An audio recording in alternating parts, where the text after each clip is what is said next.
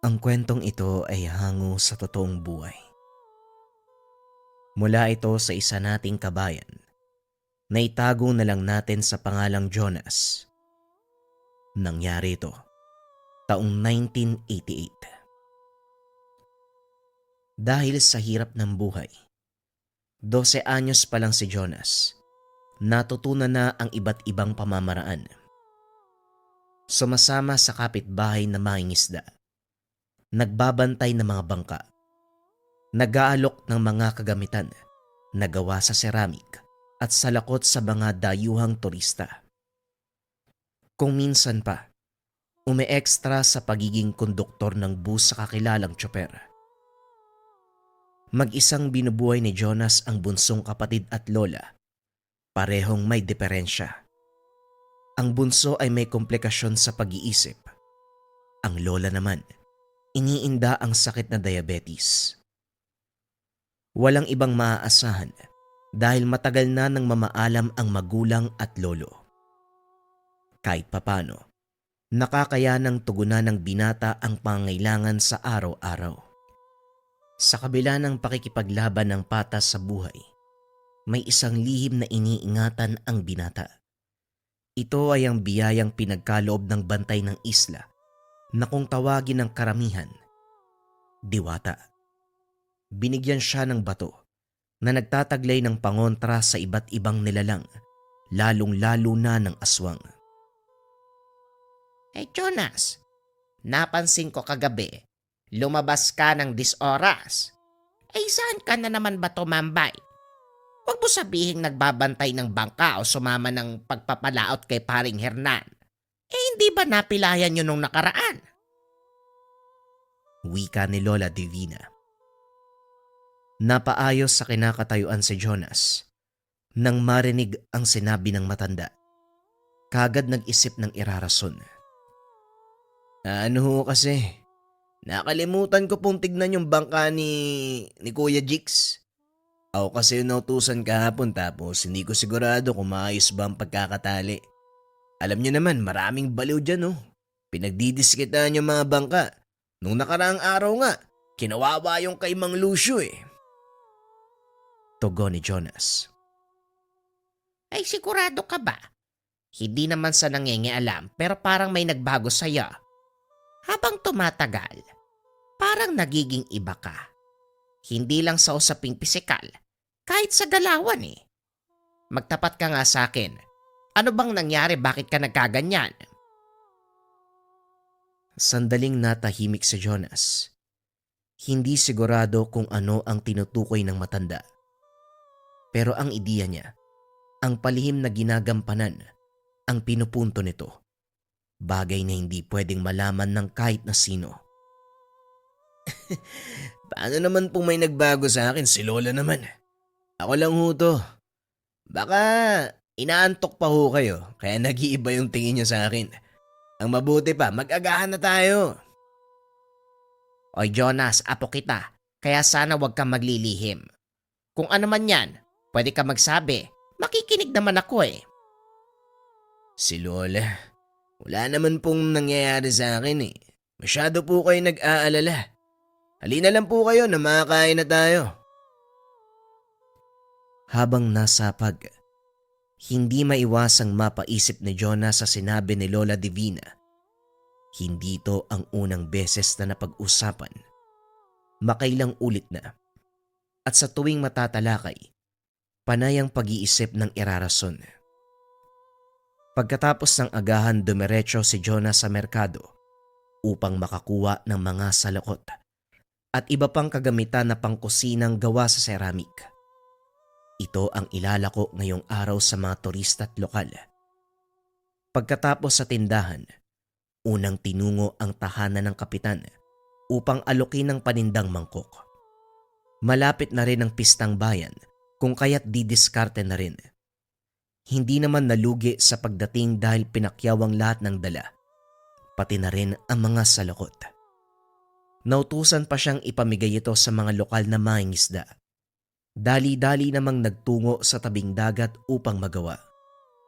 Habang namimigay, napatingin si Jonah sa matandang lumapit. Inilahad nito ang kamay tanda ng paghingi. Hindi niya pinagdamutan. Binigyan ng sombrerong gawa sa ratan. Lumakad din ang matanda pagkatapos, pero hindi maalis ng binata ang tingin dito. Nakakaagaw pansin ang amoy na masyadong pamilyar sa kanya. Idagdag pa ang dating ng presensya. Kung hindi nagkakamali ng pagkilala, nakainkwentro na ito noon. Jonas, kilala mo ba ang taong yon? Kahapon ko pa siya napansin Tumatambay nga sa bangka. Kilala mo siguro. Ang lagkit ng titig mo Wika ni Mang Hernan. Paika-ika itong pumesto sa tabing upuan. Ay hindi ho. Kahit ako nagtataka kung sinong taong yun. Kasi ngayon ko lang siya nakita. Baka meron siyang kamag-anak dito. Nagbabakasyon ho siguro. Posible pero masama ang kutob ko sa matanda Sabihin nating walang kainahinala sa kanyang kilos. Pero nararamdaman ko, may ibang pakay siya sa lugar na ito. Isa yata yan sa magnanakaw ng bangka Sa palagay mo? Tinignan ni Jonas ang dinaanan ng matanda. Malayo na ito pero tanaw pa rin dahil binaybay lamang ang tabing dagat. Nakihalubilo pa sa mga lokal na nagkakasiyahan sa tabi.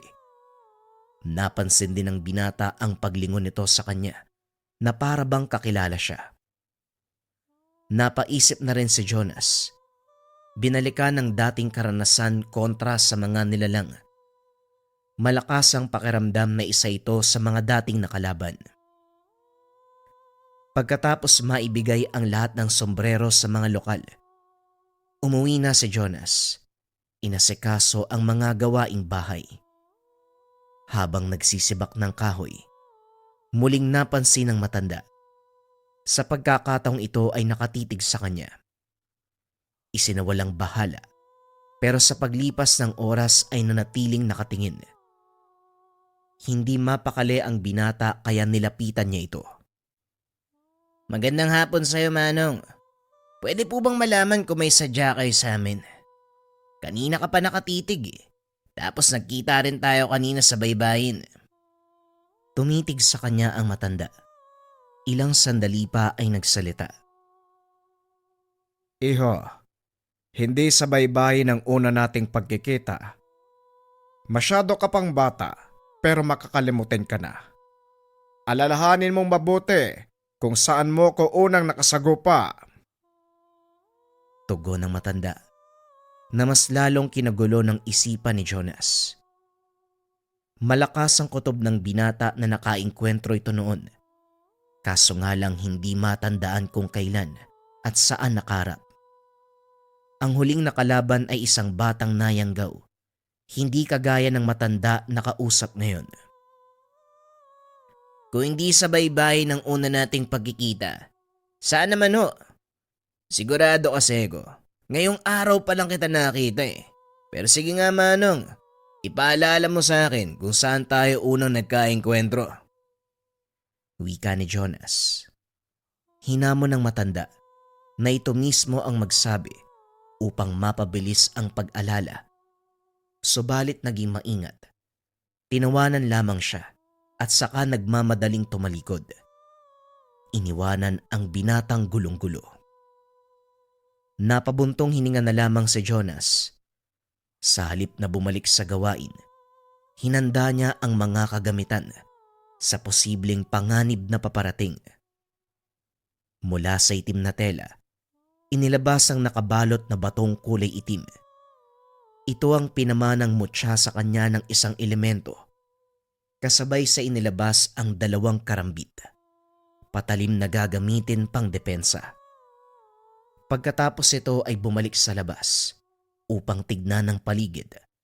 Dali-daling itinago ng mapuna ni Lola Divina. Jonas, bakit may dala kang karambit? Saan mo nakuha ang mga yan? Sadali, bakit parang may susuguring kang tao? May dumaan bang baliw dito? Oho Lola, may sintu-sinto na gamon ng away Tatakutin ko lang sana kaso mukhang nakalis na. Ganun ba? Itago mo na yung patalim. Baka mademonyo ka at makasakit ng tao. Magiging malala pa yan. Pwede mo namang sitahin eh. Wala yatang magawa kaya nang bubulabog ng iba. Nga pala, may nakasalubong ako matandang lalaki. Kilala ka niya, nagtanong tungkol sa'yo. Kaano-ano mo ba si Ramon? Ramon? Sino pong Ramon? Wala po akong kakilala na may ganyang pangalan. Tanong ni Jonas. Duda siya na ang matandang nakausap kanina ang tinutukoy ni Lola Divina. Hindi nga nagkamali ng ilarawan ang suot at itsura. Dito pa nga raw siya galing. Kaso hindi kayo nakapag-usap ng maayos. Yung lalaki bang mas matangkad sa akin ng kaunti? Maputi ang buhok at balbasin. Tapos nakasuot pa ng sombrero. Kulay puti ang kamiseta, nakapantalon. Kung nakapag-usap kayo, bakit ang dali mong nakalimutan? May problema ba sa'yo? Wala naman ho. Saan po ba kayo pupunta, Lola? Mamaya kung anong mangyari sa binti nyo kakalakad eh. Halina po kayo sa loob. Hugasan pa natin yung mga paa mo, baka lumala yung sugat. Palusot ni Jonas. Nakahinga ng maluwag nang hindi na mag-usisa ang lola. Pagsapit ng dilim, hindi mapakali si Jonas sa banta ng matandang nakausap. Panay ang pagsilip sa labas. Nakikiramdam sa paligid. Hindi rin mabitawan ang patalim. Nagtataka si Lola Divina nang makita siya sa ganong kalagayan. Sandali nga. Parang may mali sa'yo ah. Bakit ka may dalang karambit? Ang talim pa naman yan. Kahit makasagi lang masusugatan na. Itabi mo nga yan, matulog ka na. Nagmumukha kang baliw. Sumunod si Jonas para sa ikakatahimik ng matanda. Ibinalik sa lagayan ang mga patalim, pero patuloy pa rin ang pagmamanman sa paligid. Hindi nagtagal, muli niyang naramdaman ang presensya ng matanda. Ang presensya ni Ramon. Mula sa bintana, tanaw ni Jonas ang anino ng isang tao. Palipat-lipat ng pwesto sa mga naglalakiang puno. Unti-unti itong lumalapit sa tahanan. Dali-dali namang dinampot ang patalim at saka naganda. Matagumpay na nakalabas ang binata habang sinasabayan ang galaw ng nilalang. May patong-patong na kahoy sa bakuran. Doon pansamantalang nagtago. Paglipas ng ilang sandali, naaktuwa ng pagbabago ng anyo ng nilalang. Lumaki ang hubog ng katawan. Malinaw sa kadiliman ang nanlilisik na mga mata. Hindi nagpakampante si Jonas dahil kilala niya ang ganitong uri ng halimaw. Ilang beses na ring nakalaban at hindi madaling talunin. Sa pagdaan ng mga sandali, unti-unting nakilala ang taglay na amoy. Ito ang tanging aswang na hindi natuluyan. Sa laki at lakas, hindi kayang sabayan kaya humantong sa puntong nakatakas. Nang akma ng lalapit ang aswang, dahan-dahan ding humakbang si Jonas para salubungin. Kaso nga lang lumabas si Lola Divina at tinawag siya. Umatras ang nilalang. Ganun na lang ang paghugot ng hininga ng binata. Napakuyom ng kamao dahil sa nasayang na pagkakataon. Jonas, gabing-gabi na. Pero nandito ka pa sa labas. Ano bang nangyayari sa'yo? Nagtatago ka pre. Ay, halika nga dito sa loob. Walang imik na pumasok ng tahanan ng binata. Nang bumalik sa pagtulog ang matanda, dali-dali siyang lumabas para alamin kung nasa paligid pa ba ang nilalang. Pagkatapos masuri, bumalik na lamang sa loob ng tahanan dahil wala nang naabutan. Kinabukasan, maagang umalis si Jonas upang magtungo ng baybayin. Mag-aabang ng mga ngisdang naghahanap ng katulong sa laot. Habang nag-aantay, napansin ng binata si Ramon. Nakaupo ito sa bangka sa dulo. Lalapitan sana kaso nagmamadaling umalis. Oy Jonas, parang natakot yata yung matanda sa'yo ah. Ang bilis maglakad nang makita kang papalapit. Pero, handa ka na bang lumaot? Kayo nga ho yung dapat kong tanungin eh. Handa na po ba kayong pumalaot? May pilay pa kayo? Maayos na ako. Naigagalaw ko na yung kanang kong binti. May ba tayo? Talagang naghihinala ako sa matandang yan Nakita ko kasi kagabi. Ilang beses nang naglalakad sa kabayan. Wala namang ginagawang masama pero mapapaisip ka pa rin. Kahit sino siguro makakita ng taong naglalakwatsa ng 10 oras ng gabi. Hindi mo ba talaga kakilala yan? Parang alam na alam niya kung sino ka Sa'yo kasi nakatingin Yun na nga rin ho eh. Inaalam ko pa kung sino yan. Ako na pong bahala sa lambat. Mauna na po kayo sa bangka. Pumalaot ang dalawa. Pero panay ang paglingon ni Jonas sa baybayin kung saan nakapwesto si Ramon. Nakatayo lang ito at nakatitig sa kanya. Si Mang Hernan na nakapansin ay hindi maiwasang magtaka sa ugnayan ng dalawa. Ulitin ko sigurado ka, hindi mo kilala yung taong yon. Kung makatingin sa'yo parang may nakaraan kayo Kapag may masamang balak sa'yo yung tao magsabi ka lang sa akin, akong bahala dyan. Wala ho yun, hayaan nyo na. Kung wala naman siyang ginagawa, hindi kailangang upakan yan. Pero kung sakaling meron, hindi ko naman nahayaan. Paglipas ng ilang oras sa laot, bumalik sila dala ang mga huli. Matapos makuha ni Jonas ang parte, umuwi muna para may pagluto ang lola't kapatid. Habang abala sa kusina, nasipat niya si Ramon. Kausap nito si Lola Divina. Lumapit siya pero lumakad na palayo ang matanda. Lola, bakit niyo kausap yung taong yun? Ano pong sinabi niya? Kung makapagtanong naman to parang masama yung loob ng tao. Nagtanong lang naman siya tungkol sa'yo. Kailan ka raw maglalako ng Bangkok? Bibili sana siya. Hindi ka ba nagtungo ng merkado kanina? Ano bang kabuhayan yung pinagkakaabalahan mo ngayong araw? Sumama ho ako sa pangingisda kay Mang Hernan. Ikaw ho Lola, bakit nasa labas ka? Dapat nagpapahinga ka lang sa loob Kapag yung sugat nyo, na-infection yan, mas malaking problema.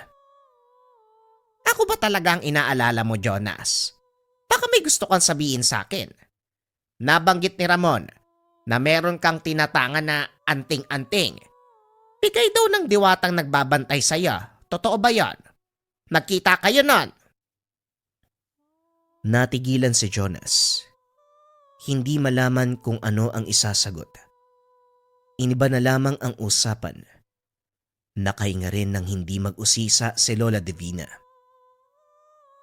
Sa muling pagsapit ng gabi, pagkatapos mapakain ng lola't bunsong kapatid, nagtungo ng baybayin si Jonas upang makatulong kay Mang Hernan. Binalikan nila ang iniwang lambat kanina. Bumalik din kagad nang makuha ito. Sa kalagitnaan ng pag-aayos ng mga nahuling isda sa balde, nasipat ng binata si Ramon sa unhan. Nakaupo sa isa sa mga nakataling bangka. Nagpaalam siya kay Mang Hernan at nilapitan ang matanda. Sa pagkakataong ito, nakangiti siyang sinalubong ni Ramon. Manong, linawin niyo nga ho sa akin ang pakay niyo. Hindi yung ganyan. Palagi kayo nagpapakita kung nasaan ako. Kinausap niyo pa si Lola, tapos sinasabihan niyo ng kung ano-ano. Iho, sinabi ko lang naman ang totoo sa lola mo. Hindi ba't may tangan ka? Mula yan sa diwata. Ginagamit mo pang pampuksa. Mga kalahi kong tinutodas mo. Di diretsuhin mo ako, Manong. Ano talagang pakay mo dito? Wala naman. Gusto ko lang masaksiyan ang ganap sa buhay mo. Huwag kang mag-alala. Hindi ako nandito para manggulo. Nag-oobserba. Nananakot. Nananakot. Kaya ka ba nagpunta sa amin nung nakaraang gabi? Kung hindi lang lumabas si Lola, patay ka na sana Bakit hindi mo gawin ngayon?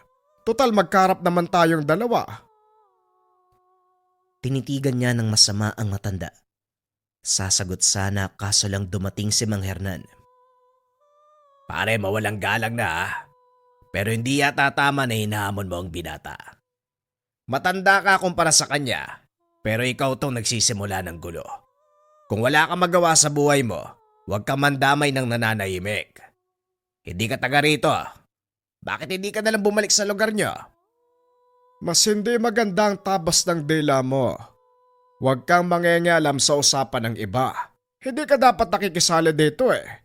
Mamaya kung ano pa ang mangyari sa'yo. Huwag mo akong pinagbabantaan. Hindi mo ako kilala. Ang mabuti pa, umalis ka na dito bago pa magkagulo. Natawa si Mang Ramon sa sinabi ni Mang Hernan. Muli niyang kinausap si Jonas. Iho, hindi ito ang huli nating pagkikita. Gusto ko lang sabihin sa'yo na mag-ingat ka. At ikaw naman, Manong. Huwag masyadong maimbig sa pagtulog. Baka mamaya hindi ka na magising. Matapos magsalita ni Mang Ramon, umalis na sa lugar. Aba, sira ulo yun ah. Kung makabanta sa buhay, akala mo kung sino. Ano bang meron dun, Jonas? Muntik na ako hindi makapagpigil eh. Hayaan niyo lang ho, Mang Hernan. Baliw yata kaya kung ano-ano yung sinasabi. Halina ho kayo.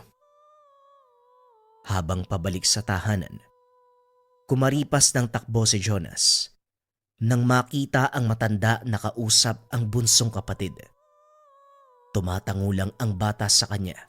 Maigpit ang pagkakahawak sa braso kaya kagad binawi ng binata. Itinulak palayo si Ramon. Nung una lola ko yung kausap mo. Tapos ngayon naman yung kapatid ko. Hoy, lubayan mo yung pamilya ko. Alam mo bata, nakakapagod din mag-intay kung kailan mo ilalabas ang gamit na meron ka. Ano bang pumipigil sa'yo? Meron ng banta. Bakit hindi mo pa gamitin? Kung noon lahat pinapatay mo Tapos ngayon masyado kang maingat. Puro salita. Nararamdaman ko ang hawak mong mutya. Gamitin mo. Pinapasok muna ni Jonas ang kapatid sa loob bago'y pinagpatuloy ang pakikipag-usap kay Ramon. Kinuha na rin ang karambit, isinipit sa suot na pantalon. Yun lang pala ang gusto mo eh. Magsukatan tayong dalawa. Huling pagkakataon, Manong. Pwede ka pang umatras. Huwag mong gawin sa sarili mo ang bagay na to. Ako nga dapat magsabi sa'yo niyan bata eh. Pagbibigyan kita ng pagkakataong pumili, lalaban ka sa akin o ibibigay mo ang mutya kasama ng kanyang gabay. Yan ang gusto ko sa inyong mga nilalang, elemento o kung ano man ang tawag sa inyo. Lahat na lang alam nyo eh. Lahat nararamdaman nyo. Hindi simpleng mutya ang hawak ko At alam mo na mayroong gabay. Huwag kang mag-alala. Siya din naman yung papatay sa'yo mamaya eh. Maglalaban tayo pero hindi dito. Lumayo tayo sa tahanan ko. Pumasok sila sa loob ng kagubatan at dito na nagharap ang dalawa.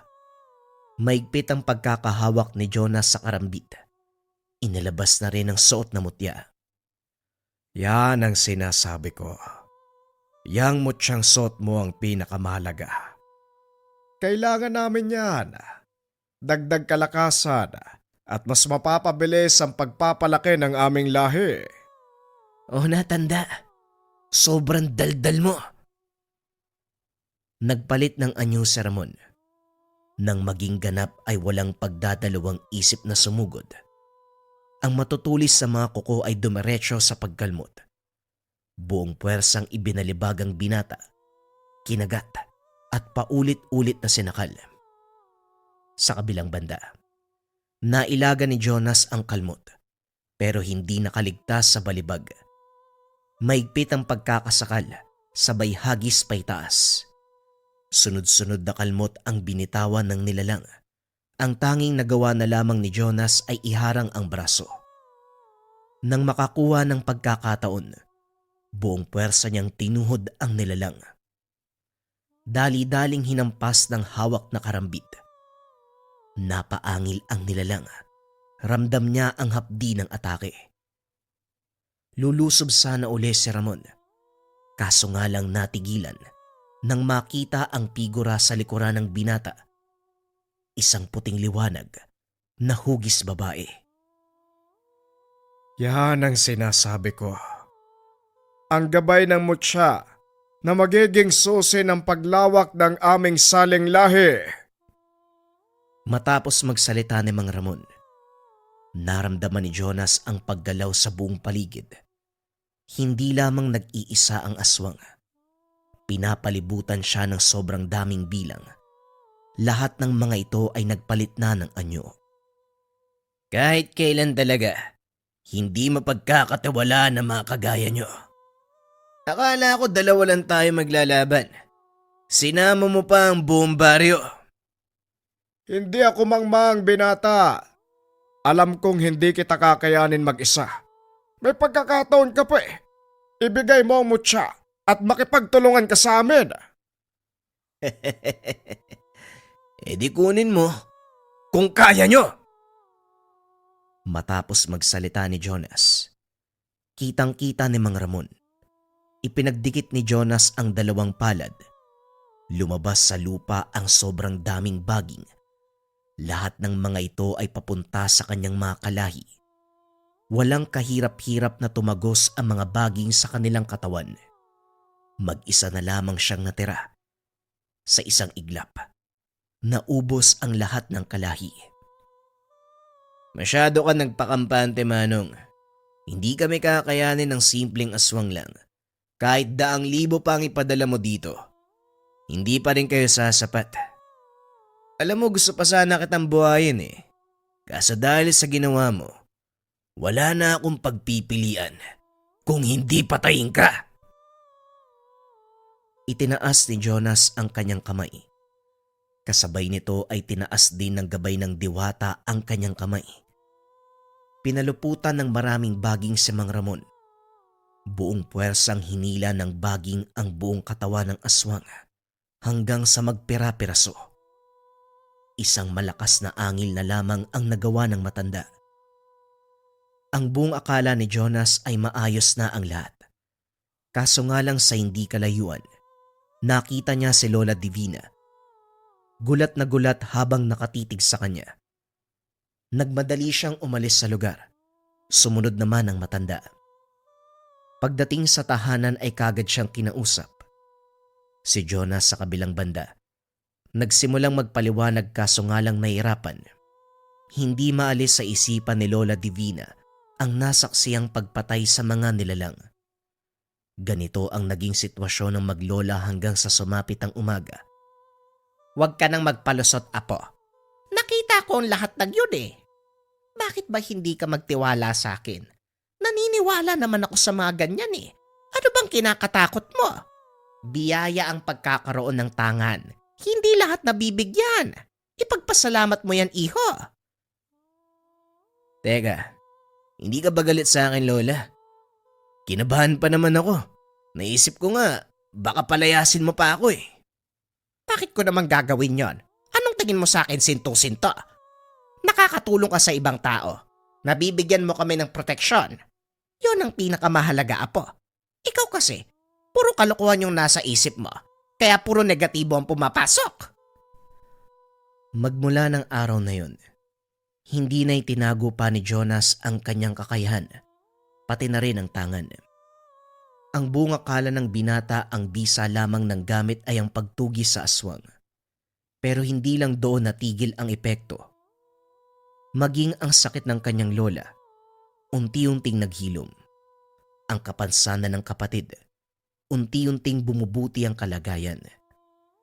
Kaya naman nang magkaroon ng pagkakataon, pumunta siya sa kagubatan kung saan ibinigay sa kanya ang tangan. Naparito ako para magpasalamat sa inyo. Ang buong akala ko para lang sa pakikipaglaban sa mga nilalang ang bisa ng mutya. Pero hindi pala doon nagtatapos. Kahit ang kalagayan ni Lola at Bunso, napabuti. Maraming salamat po sa inyo. Marami na kayong binigay na tulong sa akin eh. Mula sa walang katapusang paraan sa pagdidiskarte sa buhay, pakikipagsagupan laban sa mga aswang. Tapos ngayon yung pamilya ko naman. Maraming salamat po talaga. Wala po kayo bang may papangako kundi gamitin sa tama ang pinagkaloob yung mutya. At higit sa lahat, poproteksyonan ko ito. Kagaya ng pag-aalaga ko sa aking buhay. Isang malakas na liwanag ang lumabas mula sa puno pagkatapos niyang magsalita. Kitang-kita ni Jonas ang mga lambana lumilipad papunta sa kanya. Sa bawat pagdampi ng mga elemento, nararamdaman niya ang pagpasok ng enerhiya sa buong katawan. Hindi man nagsalita ang gabay, ramdam ni Jonas sa kanyang sarili. Lalo siyang kinalugdan ng kalikasan upang gamitin ang kakayahan sa pagtupad ng tungkulin sa araw-araw. Magandang gabi mga kabayan, Happy Easter Sunday sa inyong lahat. Ang susunod nating kwento ay mula sa dati nating istorya. Ito ay tungkol sa isang nilalang na kung tawagin ay sigbin. Para sa mga nakapakinig na, pwedeng iskip ang kwento. Pero para sa mga bago nating kabayan na gustong magmarathon, pwede niyong pakinggan ang ating istorya. At nga pala mga kabayan, nandyan din sa screen yung link kung interesado kayo sa Gabay Medalyon, pampaswerte at gabay sa career, health, love life, and finance. Kung nangangailangan kayo ng swerte at gabay sa buhay, pwede niyong subukan ang Gabay Medalyon. Nandyan sa screen, pwedeng i-click yung picture, COD na yan, or visit niyo yung link na nasa comment section. Simulan na ang kwento. Ang kwentong ito ay hango sa totoong buhay. Mula ito sa mga kabayan natin na itago na lang natin sa pangalang John at Marie. Walang eksaktong taon. Probinsya ng Antique. Nang mga panong ito, naninirahan sa isang liblib na bayan ang mag-asawang John at Marie. Bagong kasal pa lang ang mag-asawa. Ipinagkaloob ng mga magulang ni John ang lupa at bahay na titirhan nila bilang regalo sa pagsisimula ng buhay.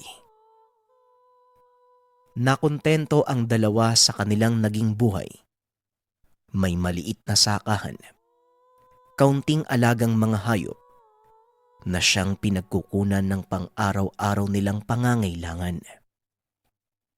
Ni minsan, hindi sila kinapos o nakaramdam ng paghihirap.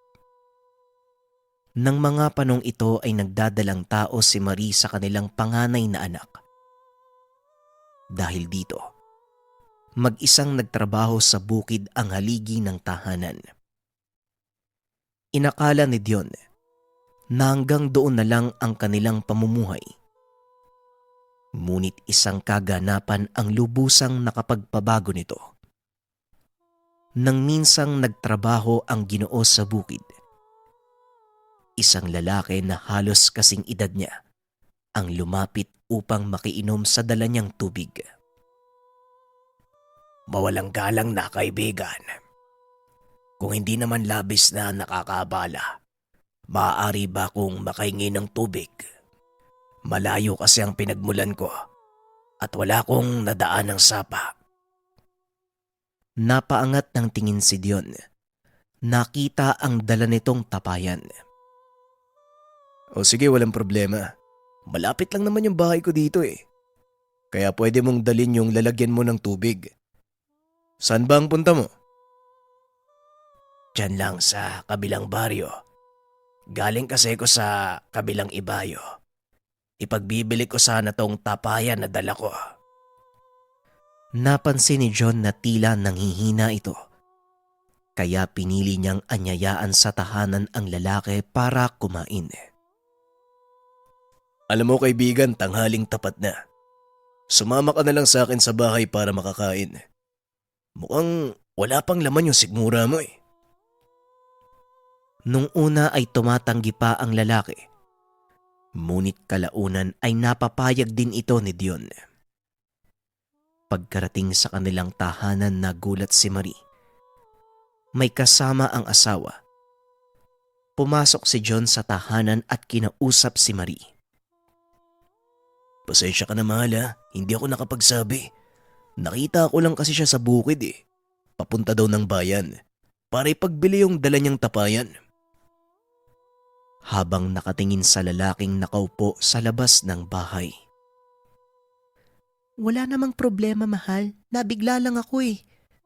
Ngayon ka lang nagsama ng bisita simula nang lumipat tayo dito. Nakahanda naman na yung tanghalian eh. Sandali lang, maglalabas lang ako ng isa pang pinggan. Kagad na ding pinapasok ni John ang panauhin. Habang kumakain ay nagpakilala ito sa pangalang Andres. Naninirahan sa kabilang bundok. Medyo malayo pala talaga yung pinanggalingan mo, no? Bakit dito mo naisipang ipagbili ang dala mo? Wala bang gustong bumili dun sa inyo? Hindi naman sa ganon. Ano kasi, ang totoo, hindi ko ito ipagbibili hanggat hindi ko nakikita ang karapat-dapat na magmay-ari sa kanya. Matapos kumain ay kagad na itong nagpaalam na babalik sa kanyang baryo. Sigurado ko bang iiwan mo sa amin yan? Kasi baka mas kailangan mo ang halagang mapagbebentahan yan. Eto, may kaunti akong sobra. Sa'yo na to. Salamat kaibigan. Pero sapat na sa akin ang binigay niyong pagkain. Napakabuti mong tao. Naway pagpalain ka ng Diyos. Sige na, mauuna na ako. Malayo pang lalakarin ko eh. Hindi na namilit pa si John na ibigay ang kaunting naipon.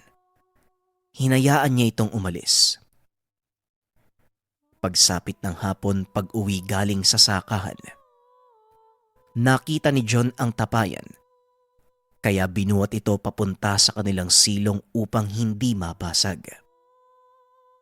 Ngunit laking pagtataka nito dahil napakabigat ng tapayan.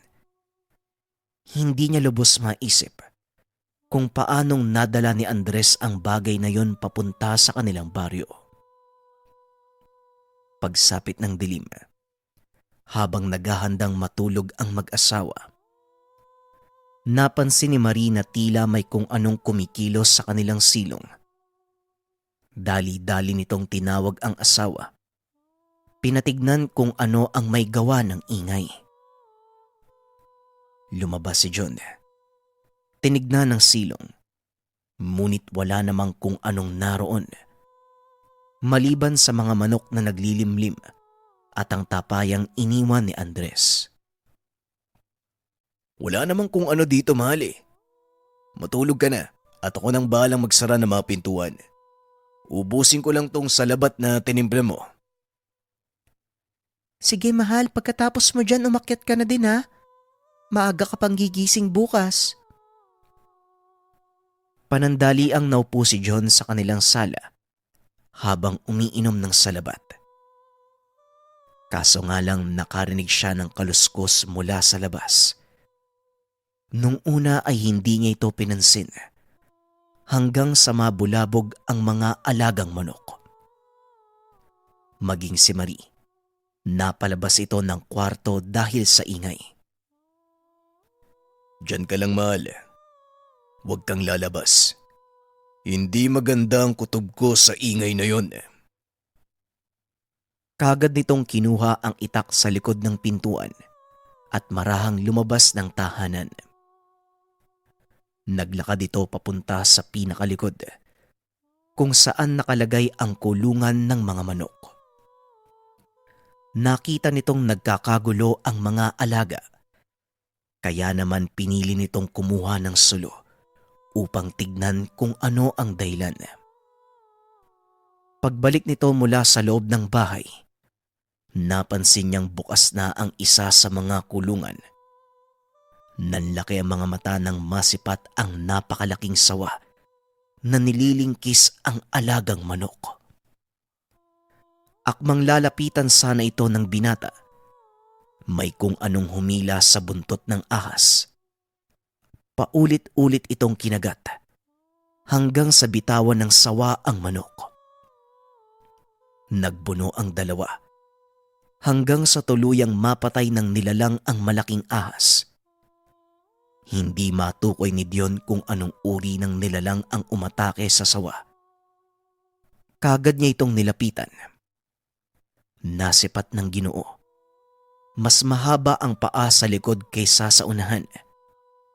Napakalapad ng tenga nito. Nakita din ng binata ang kumikinang na bagay sa noo ng nilalang. Biglang nanayo ang balahibo ni Dion nang makilala kung anong uri ng nilalang ang pumatay sa ahas. Anak nang, paanong nagkaroon ng sigbin dito? Saan nanggaling to? Hinayaan niyang kainin ng nilalang ang ahas. Matapos ay kusa itong naglakad palayo. Laking gulat ni Dion dahil nang sundan niya ang sigbin. Nasagot ang mga katanungan. Pumasok ang nilalang sa tapayang iniwan ni Andres. Dito naunawaan ni Dion kung anong uri ng tao ang panauhin. Nilihim niya sa asawa ang nakita dahil paniguradong mag-aalala ito at maaaring ikasama ng pagdadalang tao. Kinabukasan madaling araw pa lang ay bumangon na si Dion upang tignan ang mga alagang hayop. Kinuha din ito ang kalabaw sa pinagtatalian para dalhin sa damuhan. Napadaan ang Ginoo sa ilalim ng silong. Nakita ang tapayan. Marami itong lumapit. Tinanggal ang takip. Napangiti si John nang makitang mahimbing na natutulog ang sigbin. Kaya naman hinayaan niya ang nilalang na matulog. Pagsapit ng tanghali ay umuwi ang binata. Pagpasok nito sa tahanan, tumambad sa kanya ang isang kulay puting pusa. May itim na tuldok sa noo. Nakahugis ng diamante. Nakaiga ito sa sahig habang mahimbing na natutulog. O mahal, nandito ka na pala. Tamang-tama, luto na yung laswa. Halika na nang makakain ka at makapagpahinga bago bumalik sa trabaho. Sige mahal pero sandali lang. Wala naman tayong alagang pusa, di ba? Saan ang galing do? Ah, si Puti. Hindi ko alam eh. Pumasok na lang bigla sa bahay. Parang nanghingi ng pagkain kaya binigyan ko na lang. Kawawa naman eh. Napangiti si John sa tugon ng asawa. Natural itong malapit sa hayop kahit nung hindi pa sila ikinakasal. Nako, huwag kang magpapakalmot dyan ha. Hindi natin alam kung saan galing yan, mahal. Ngunit alam din ito sa sarili na kahit anong gawin niyang pagtutol, paulit-ulit lang na magmamakaawa ang asawa para ampunin ito. Hindi mahal, mabait si Puti. Sige na, hayaan mo na akong ampunin siya. Ay nako, para namang may magagawa pa ako kapag sinabi kong hindi pwede. Hindi ka rin naman susunod, di ba? O siya, kumain na tayo. O ikaw Puti, mamaya ka na ha.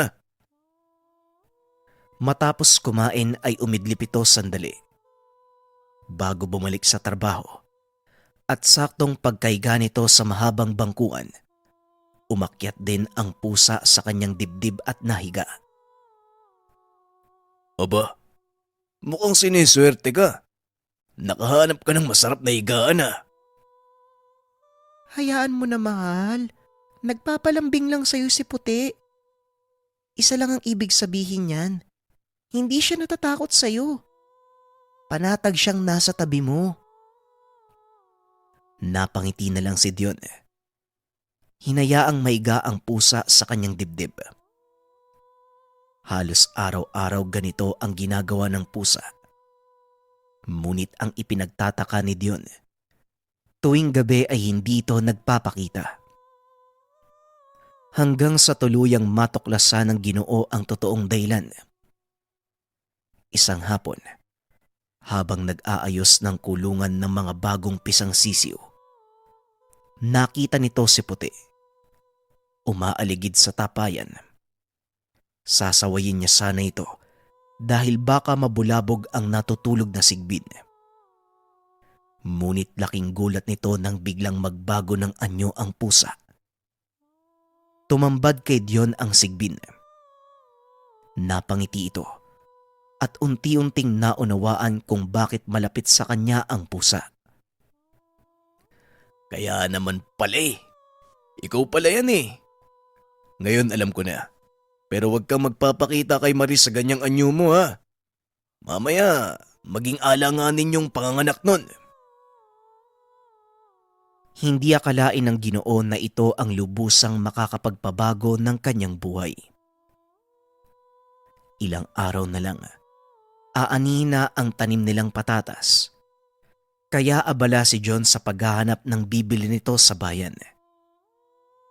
Naiwang mag-isa ang asawa sa tahanan. Kung minsan ay ginagabi ito pag-uwi. Hanggang isang araw ay hindi na malaya ni John ang oras. Naaliw ito sa pakikipag-usap sa bibili ng kanyang mga inani at halos maghahating gabi na nang makauwi. Habang papalapit sa tahanan, napansin itong balisa ang alagang kalabaw. Marahan niya itong nilapitan at pinakalma. Akmang maglalakad ito papunta sa tahanan nang mapansin ito na may gumagapang sa kanilang bubong. Marahang naglakad si Dion papunta sa tahanan nang biglang tumalon ang nilalang. Akmang papasok na sana sa pintuan nang bigla namang magpakita ang sigbin. Dinamba ang nilalang. Napaangil ito sa sobrang gulat, lalo na nang paghampasin ito ng buntot ng sigbin. Hindi na nagawa pang lumaban ng nilalang. Dali-dali itong tumakbo papasok ng tubuhan. Hinabol ito ng sigbin, ngunit hindi na nagawang abutan. Dali-daling pumasok si John sa tahanan. Nakahinga ng maluwag si John nang makitang natutulog ng baimbing ang asawa. Lumabas siya ng tahanan. Inantay ang pagbabalik ng sigbin. Kaso nga lang lumipas na ang ilang oras. Hindi pa nakakabalik ang nilalang. Nagsimulang mag-alala si John, kaya sinubukan niya itong hanapin. Bitbit ang sulo. Nilibot nito ang paligid. Kaso nga lang walang bakas ng nilalang. Nagpa siyang umuwi si John. Pagdating sa tahanan, napansin nitong kumikilos ang tapayan. Kaya dali-dali niya itong nilapitan upang tignan. Saka pa lamang napanatag ang kalooban nang makita ang sigbin na dinidilaan ang sariling buntot. Ang buong akala ko na paano ka na eh. Maraming salamat sa pagbabantay sa asawa ko ha. Sige na, magpahinga ka na. Bukas na bukas, may regalo ka sa akin. Kagad na itong pumasok ng tahanan habang nakahiga sa tabi ng asawa. Iniisip nito kung ano ang maaring ibigay sa alaga. Walang kaalam-alam ang Ginoo sa mga ganitong bagay. Kaya nagtanong ito sa ilang kakilala sa pagbabakasakaling may nalalaman sila tungkol sa alaga. Kinabukasan maaga itong nagpunta sa bayan upang ipagbili ang mga aning patatas.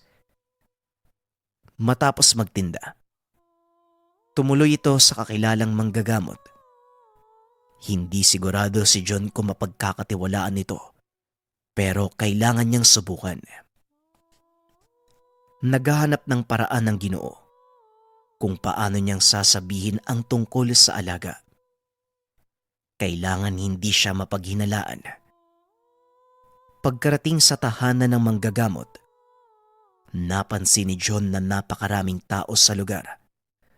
Kaya naman naisipan niyang umuwi na lamang at bumalik na lang maya-maya.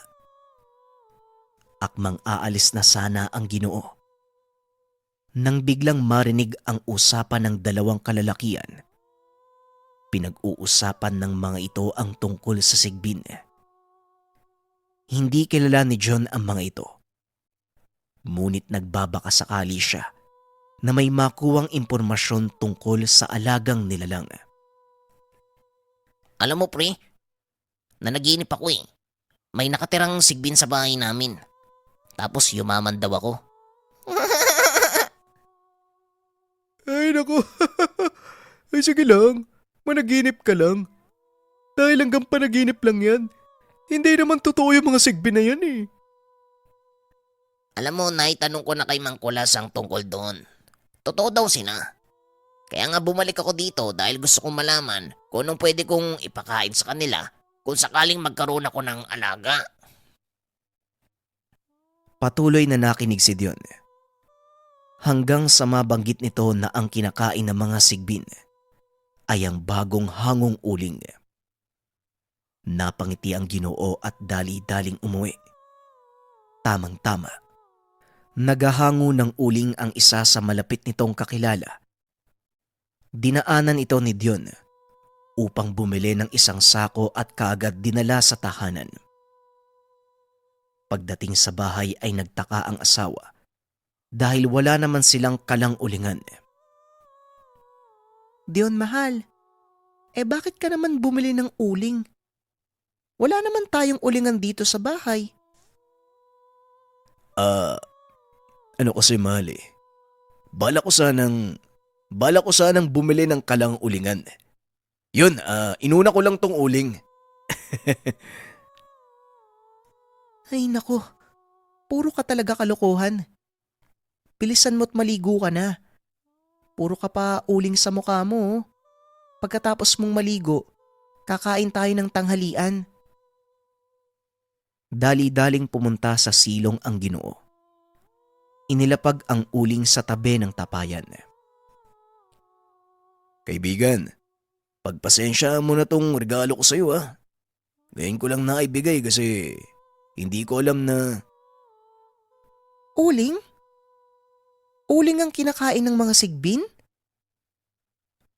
Biglang napatayo si Dion nang marinig ang boses ng asawa. Hindi nito akalaing alam ni Marie ang tungkol sa alaga. Mahal, alam mo yung tungkol sa sigbin? Oo naman. Alam ko na simula pa nang dumating si Puti sa bahay. Sino namang hindi magtataka? May alaga kang pusa sa umaga tapos biglang nawawala sa gabi.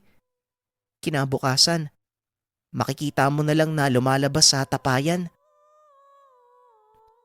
Huwag kang maingay. Mamaya may makarinig sa atin eh. Teka, nasan si Puti? Habang hinahanap ang alagang pusa ng asawa. Nandun sa kwarto, sa magiging kuna ng anak mo. Gusto niyang mahiga doon kapag wala ka eh. Pumasok sa kwarto ang Ginoo. Nakitang mahimbing na natutulog ang pusa. Hinimas nito ang katawan ng alaga. Ang daya nyo ha. Magkakilala pala kayo ng asawa ko. Hindi ka man lang nagsasalita.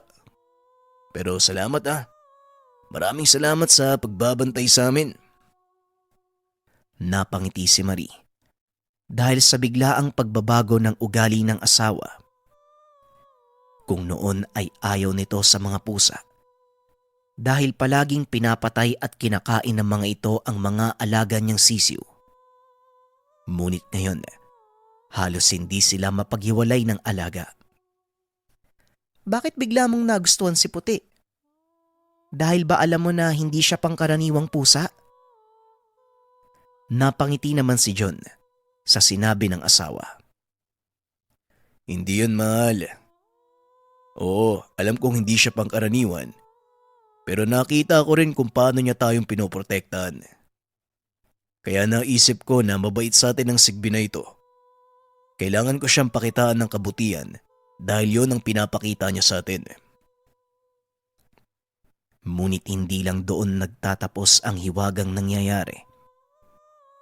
Hanggang sa sumapit ang kabuhanan ni Marie Kasalukuyang nagkakape ang asawa nang biglang indahin ni Marie ang tiyan.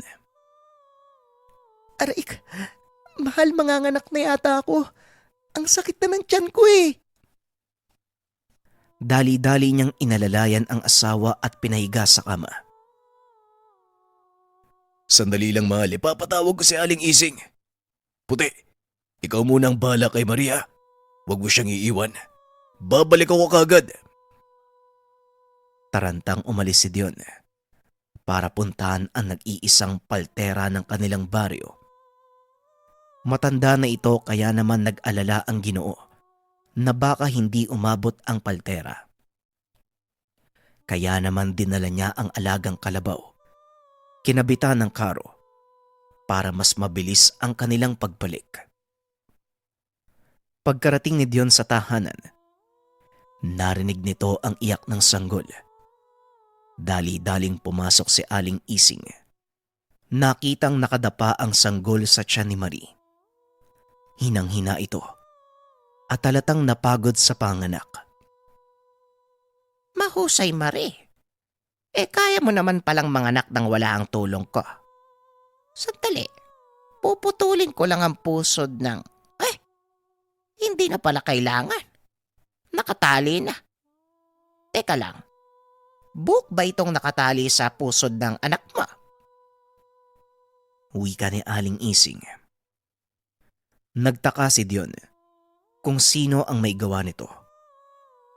Ngunit kahit papano naging masaya ang mag-asawa dahil ligtas na naisilang ang kanilang panganay. Hinanap ni Dion ng alaga. Nakita niya itong nakahiga sa loob ng tapayan. Tila nangihina ang nilalang, kaya naman hinayaan na lang itong magpahinga ni Dion. Puti, hoy, alam kong ikaw yung tumulong sa asawa ko ha. Maraming salamat sa iyo kasi kahit yung anak namin tinulungan mo eh. Hindi ko alam kung bakit kami binigyan ng ganitong biyaya. Pero totoo siguro yung kasabihan, no? Kapag gumawa ka ng kabutihan sa kapwa mo, babalik din sa'yo. Sige na kaibigan, magpahinga ka na. Kinagabihan, narinig nitong tila umiiyak ang alaga. Pinunta niya ito, kaso inawat siya ng asawa. Hayaan mo si Puti, mahal. Sa palagay ko, may nangyayaring hindi maganda sa kanya eh. Bukas natin malalaman kung ano man yun. Huwag ka masyadong mag-alala. Napangiti naman si John dahil alam niyang mas kilala ng asawa ang kanilang alaga dahil ito ang madalas niyang kasama. Pero ang ipinagtataka ng Ginoo kung ano ang ibig sabihin ng may bahay. Kinabukasan, maagang nagising si John para pumunta sa bukid. Kailangan kasi nitong mag-araro para mataniman muli ang bakanting lupa. Nagtitimpla ng kape si John nang mapansing papasok ng tahanan ang alagang si Puti. Nanlaki ang mga mata nito dahil may nakasunod na kuting. Marie, kailan pa nagkaanak si Puti? May kasamang kuting tong alaga mo. Dali-dali namang lumabas ng kwarto si Marie. Nagulat nang makita ang kuting. Puting-puti ang kulay. Kaso nga lang ang kulay mata ay asul. Ngayon ko lang din nakita yung kuting na yan. Mukhang ito na yung sinasabi ko sa'yo, mahal. Nagkaanak na ang alaga nating Sigbin. Tuwang-tuwa ang mag-asawa dahil sa nangyari. Ngunit lingid sa kaalaman ng dalawa na may mas maganda pang idudulot ang Sigbin sa kanilang buhay. Ilang buwan ang nakalipas. Patuloy pa ding nagsisikap si Dion para mairaos ang kanilang pangangailangan hanggang sa hindi inaasahang magkasakit ang kanilang anak. Bagaman may naipon, hindi pa rin mawala sa kanila ang mag-alala. Naupo lamang si John sa sala habang kinakausap ang dalawang pusa. Naku puti, nag-aalala ako sa anak namin eh. Hindi ko alam kung anong gagawin ko. Unang beses ko kasing maging tatay. Biglang bumaba sa upuan ng kuting. Pumasok sa kwarto ng mag-asawa. Tumabi sa sanggol habang ikinikiskis ang kanyang buntot sa binti ng bata. Hinayaan lang ito ng mag-asawa. Ilang minuto lang ang nakalipas ay biglang bumaba ang lagnat nito. Mahal, parang bumaba na yung lagnat ng anak mo. Hindi ko alam kung anong nangyayari. Bakit ganito? Napagtanto ni Dion. Kagagawan ito ng mga sigbin. Ang biglaang paggaling ng anak nila. Mukhang alam ko na kung sino ang may gawa. Nagpapasalamat ako sa kanila. Inakala ng mag-asawa na yun na ang pinakamalaking himala na mangyayari sa kanila. Ngunit isang araw, naisipan ng Ginoo na linisin ang silong ng kanilang bahay.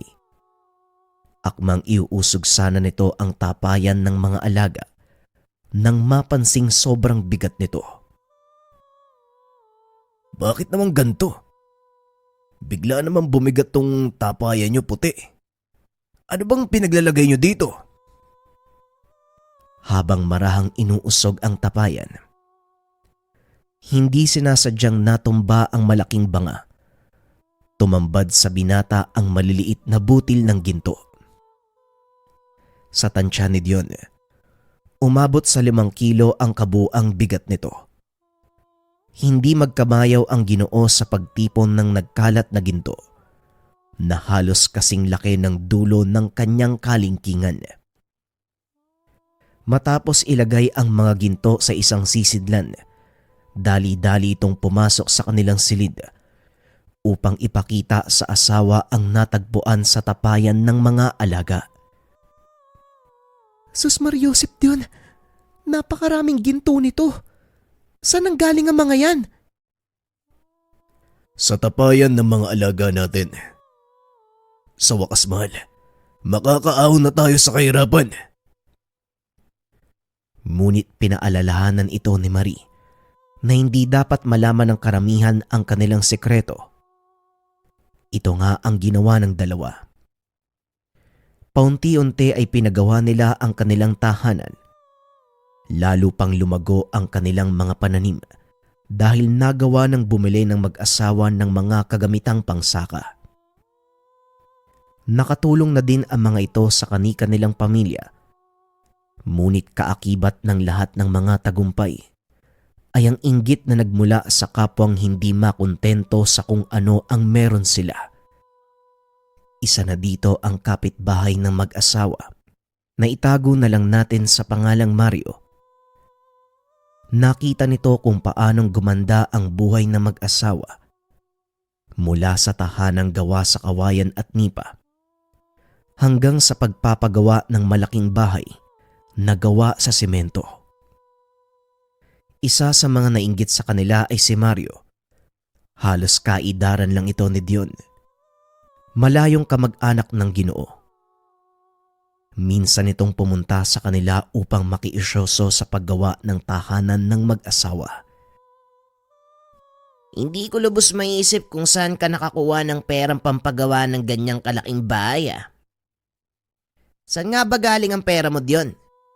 Kung tutusin, mas malawak pa ang taniman ko kukumpara sa'yo eh.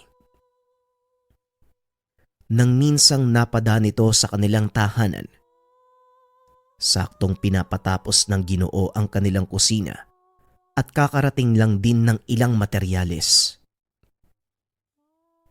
Matagal kong pinag-ipunan to, Mario. At ngayong nabuo ko na ang kailangan kong halaga, ipinagawa ko na ang bahay namin. Bakit mo naman nasabi ang ganun? Hindi ako naniniwalang makakaipon ka ng ganitong kalaking halaga, no? Pero huwag kang mag-alala. Hindi magtatagal. Malalaman ko din ang sikreto mo. Napakamot na lang ng ulo ang binata. Pumasok sa kanilang tahanan. Sinabi nito sa asawa ang naging pag-uusap nila ng kamag-anak. Nabahala si Marie dahil baka totohanin nito ang sinabi. Nakakatakot yung kamag-anak mo na yan, John, ha? Mamaya, laging aaligid-aligid yan dito sa bahay tapos makita niya si Naputi. Huwag kang mag-alala, mahal. Hindi niya madidiskubre ang sekreto ng mga alaga natin. May natuklasan nitong kakayahan ng alagang sigbin. Maliban sa pagbabalat kayo, kaya din itong maglaho sa paningin ng iba. Hindi nga nagkamali ang mag-asawa. Halos araw-araw nilang nakikitang dumadaan si Mario sa kanilang bakuran. Kung minsan ay humihinto pa ito para magmasid. Nahuli pa ito mismo ni Dion, kaya medyo nairita siya. Isang araw, kinausap ng Ginoo ang mga alaga. Hindi ito makapaniwala sa naging resulta. Puti, alam mo, naaalibadbara na ako sa kamag-anak kong si Mario eh. Araw-araw ko nang nakikitang dumadaan dito at kung minsan, nahuhuli ko pang pumasok sa bakuran. Meron ka bang pwedeng gawin sa kanya? Habang hinihimas ang likod ng alagang pusa. Kinagabihan ay muli na namang napadaan si Mario. Kagaya ng nakagawian, dahan-dahan itong binuksan ng kural at pasimpleng naglakad papasok sa bakuran nila Dion. Laking gulat ng mag-asawa nang biglang lumabas mula sa silong ng bahay ang dalawang malalaking aso. Dali-daling tumakbo ang mga ito at dinamba si Mario. Hindi na nagawa pang tumakbo dahil kaagad siyang nadaganan ng isa sa mga aso. Lumabas ng tahanan si Dion. May dalang itak at pinuntahan ang kamag-anak. Walang iya ka. Talagang pinahabol mo pa ako sa aso nyo. Isusumbong kita sa barangay. Humanda ka! Habang patuloy na pinipigilan ang nguso ng isa sa mga asong nakadagan sa kanya. Mario, ikaw ang pumasok sa pamamahay ko. At talagang ikaw pa ang may lakas ng loob na magreklamo. Kung tutusin, pwede na kitang saktan. Nasa loob ka ng bakuran ko. Ano sa palagay mo ang iisipin ng taga-barangay kung sakaling magsumbong ka? Pinahabol kita sa aso dahil pumasok ka ng walang pahintulot sa bakuran ko. Mag-isip ka muna bago ka gumawa ng desisyon. Hindi na nakapagsalita si Mario, kaya dali-daling kumuha ng tali ang Ginoo. Iginapos ang kamay at paa nito. Walang iya ka. Anong gagawin mo sa akin? Bakit mo ko tinatali? Iginapos ito ng Ginoo sa isang puno at kaagad nagpunta sa bayan. Humingi ng tulong sa otoridad. Kaagad hinuli ng mga ito si Mario sa salang pangloloob. Mabuti naman at ikaw na ang nakahulid yon. Matagal na naming minamanmanan tong kamag-anak mo na yan eh. May ilan din nagsasabi sa kanya sa presinto, may mga nagre-reklamo. Hindi lang makakuha ng sapat na ebidensya. Ay buti, ikaw na ang gumawa ng paraan. Ganun po ba, sir? Oo nga po, tama kayo. Mabuti po kung ganun. Kaysa makapanakit pa to ng tao. Salamat pala sa pagpunta nyo ha. Kayo na pong bahala sa kanya. Kaagad na ding dinala ng mga pulis si Mario sa presinto. Ngunit bago pa man ito makaalis, muli siyang nagbanta kay Dion. Humanda ka sa akin. Sa oras na makalaya ako, pagsisisihan mo ang lahat ng nangyari. Napangiti na lang si Dion dahil alam niya na wala itong magagawa. Ngunit kinabukasan, pumunta sa tahanan ng mag-asawa ang ama ni Mario na itago na lang natin sa pangalang Mang Delio. Abat talagang napakayabang mong bata ka. Ipinakulong mo ang anak ko. Ang kapal ng mukha mo. Sino ka ba sa akala mo ha? Habang binubunot ang kanyang itak. Kasalukuyang nagkakape sa bakuran ang mag-asawa habang kalong-kalong ni Marie ang kanilang anak. Tio Delio, mukhang maaga pa lang ang init na ng ulo mo ah. At saka baka nakakalimutan mong nasa loob ka ng bakuran ko. Wala ka sa lugar para bumunot ng itak dito. O baka gusto mong matulad din sa pamangkin mong anak. Habang pilit na pinapakalma ang dalawang malalaking asong nakaupo sa tabi niya. Napalunok ng laway ang matanda at muling ibinalik ang itak sa sisidlan. Ayos ka din ano? Yumaman ka lag. Akala mo kung sino ka. Wala nang pakialam sa mga tao sa paligid mo. At nagawa mo pang ipakulong ang sarili mong kamag-anak. At dito nagpantig ang tenga ni Dion. Hinarap nito si Mang Delio at muling nagsalita. Si Mario po ang pumasok sa bakuran ko nang walang pasabi. Nakasara nga po tong kural ko. Oh. Sa tingin nyo, anong motibo ng magaling nyong anak? At anong iisipin ko? This oras na ng gabi, pumasok siya sa bakuran ng may bakuran. Kahit kayo mismo, magtataka kapag merong pumasok sa tahanan nyo ng ganun. Tugon ni Dion habang papalapit si Mang Delio. At sa pagkakataong iyon, tumayo ang dalawang aso sa tabi ng Ginoo. Makakarating sa mga magulang mo ang nangyari. At sisiguraduhin ko pagbabayaran mo ang ginawa mo.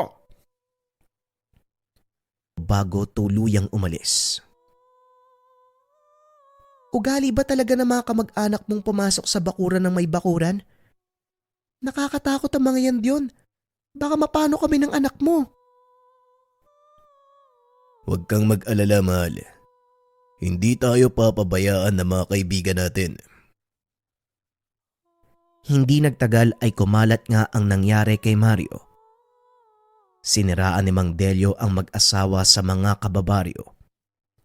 Ngunit wala ni isa sa mga ito ang naniwala sa matanda.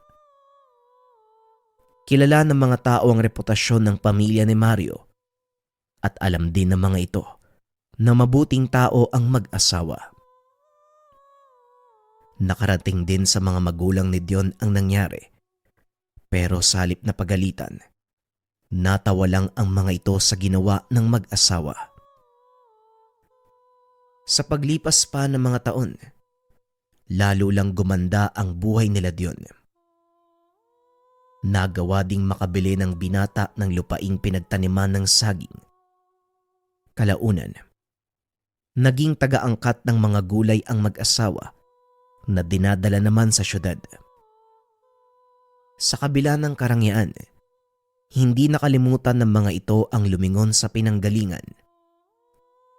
Ilan sa mga kamag-anak ang kanilang natulungang umangatang buhay. Inakala ng mga ito na wala nang manggugulo pa. Ngunit sa hindi inaasahang pagkakataon, isang kaganapan ang kamuntikang maglagay sa kanila sa peligro. Nang mga sandaling ito, nag-angkat ng gulay si Dion. Naghahandang ibiyahe papuntang syudad. Madaling araw pa lang ay gising na ang mag-asawa. Naghahanda na ng almusal si Marie nang matanaw nito mula sa bintana na may mga taong paparating. Marahang naglalakad ang mga ito papunta sa sasakyan at tila may kung anong inilagay dito. Lalabas na sana si Dion para paandarin ang sasakyan nang bigla itong harangin ng alaga. Puti, mamaya na tayo maglaro. Kailangan ko magdala ng mga gulay sa bayan. Kagad namang pinunta ni Marie ang asawa. Sinabi ang mga nakita. Mahal, Huwag ka munang lumabas ng bahay. May nakita kasi ko kanina mga taong umaaligid sa sasakyan mo. Sa palagay ko nandyan pa din sila. Baka kung anong gawin sa'yo Pasimpleng sumilip si Dion sa bintana. Nakita ang dalawang figura ng mga taong nakatago sa likod ng sasakyan. Tinignan nito ang dalawang alaga na nooy nag-aantay lang ng utos ng Ginoo.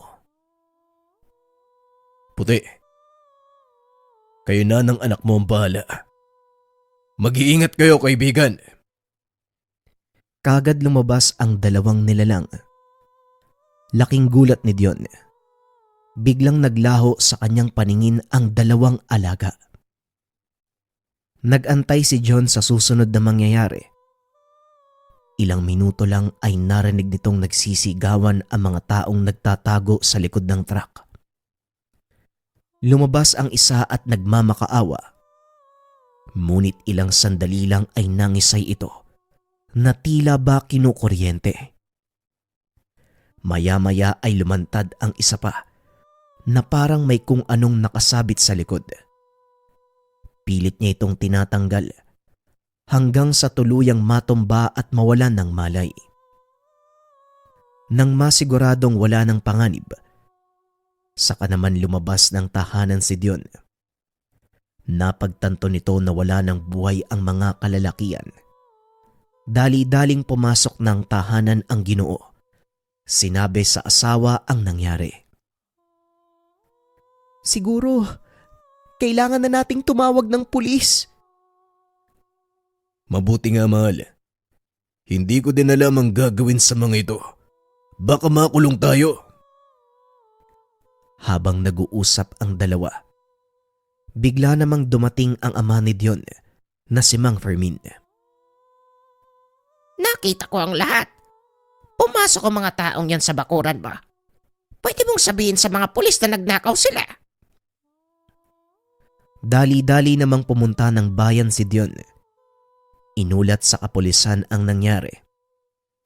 Pagdating ng mga otoridad, pinaliwanag ni Mang Fermin ang lahat. Nabswelto sa salang pagpatay si Dion.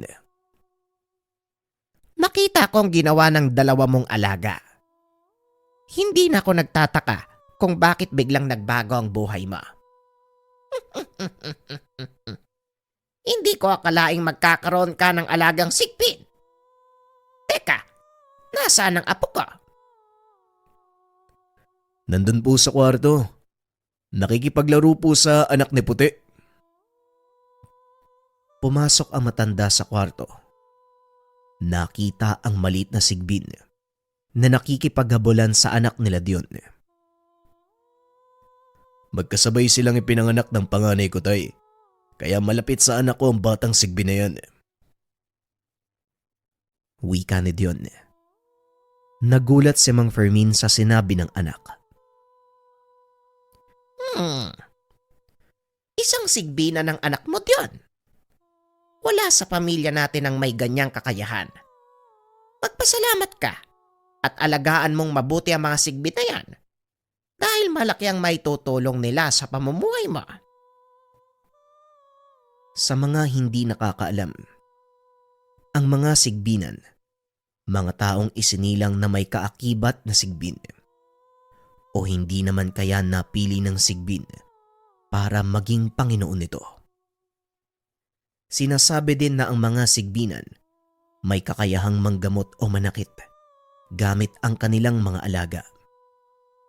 Depende sa lakas ng sigbinan kung minsan ay nagiging unlaon pa ang mga alaga nito.